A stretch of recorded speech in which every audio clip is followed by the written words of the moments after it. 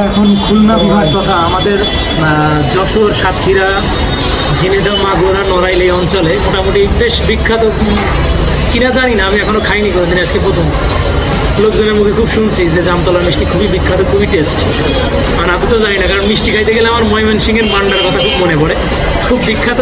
খাইতে গিয়ে দেখি দুনিয়ার মানে অখ্যাত খাবার।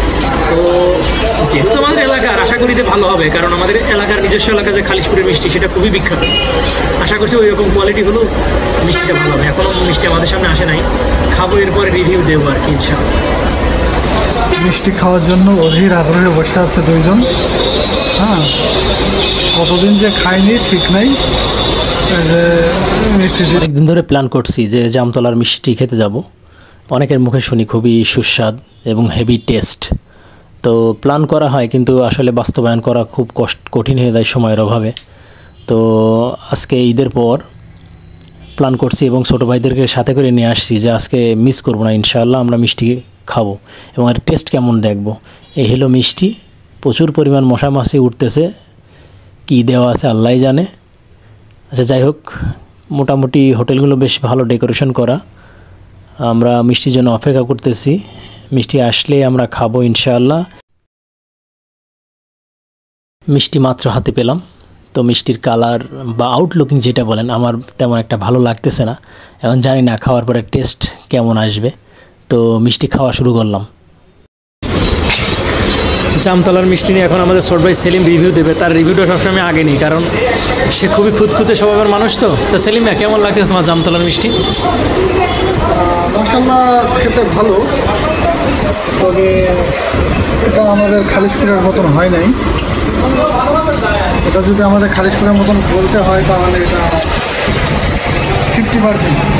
না, এই যে লোকজন এত বিখ্যাত বলে, মানে তার কি একটা কারণ থাকতে পারে? সে কী কারণ বা মানে কেমন লাগতেছে, মানে মূল কথা তোমার কাছে কেমন লাগতেছে সেটা বলো। টেস্টটা আসলে একটু ইউনিক আর কি। কেমন ইউনিক?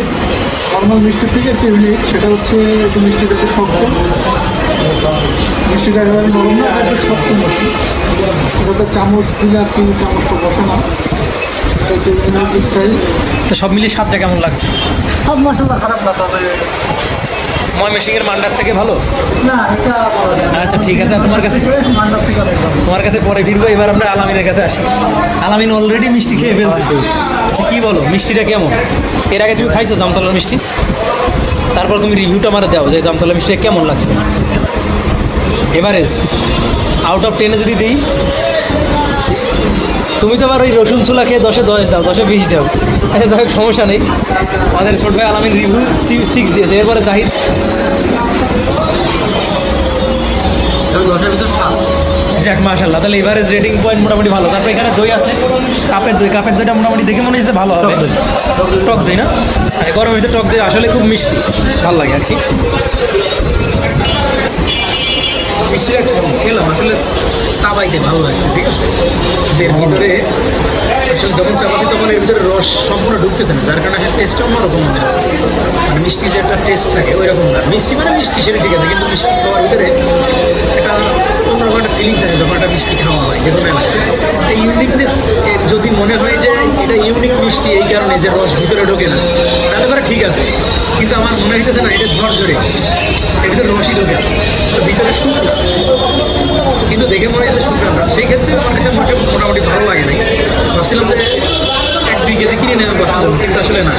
আর দইটা একদম বাজে, ভালো লাগে না, জাস্ট নষ্ট হয়ে যায়। এই জন্য খুব কষ্ট করে খেলাম আর কি, এর বেশি আর খাওয়া সম্ভব না।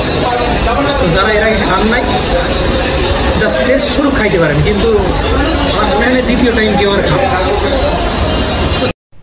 জামতলার বিখ্যাত নামক অখ্যাত মিষ্টি খাওয়ার পরে রুচির 12টা বেজে গেছে। তো এই কারণে প্ল্যান করলাম, পাশেই দেখলাম যে পান বিক্রি করতেছে, ভাবলাম পান খাই তাহলে ভালো লাগবে, দেখি আসলে পানটার স্বাদ কেমন। তো দেখলাম দেখেছে অনেক রকম মশলা দিয়ে পান তৈরি করে আমাদের দিতেছে। আপনারা দেখতে পাচ্ছেন অনেক রকম বাহারি রকমের মশলা।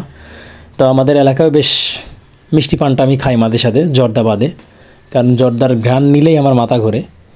তো রেগুলার খাই না, মাঝে সাথে ওই 15 দিন 20 দিন পর পর করে একটা করে মিষ্টি পান খাই। তো এখন পান খাওয়ার কোনো প্ল্যানই ছিল না, জাস্ট মিষ্টির যে স্বাদ, ওই স্বাদে রুচিটার 12টা থেকে 14টা বেজে গেছে। এই কারণে পানটা খাইতেছি।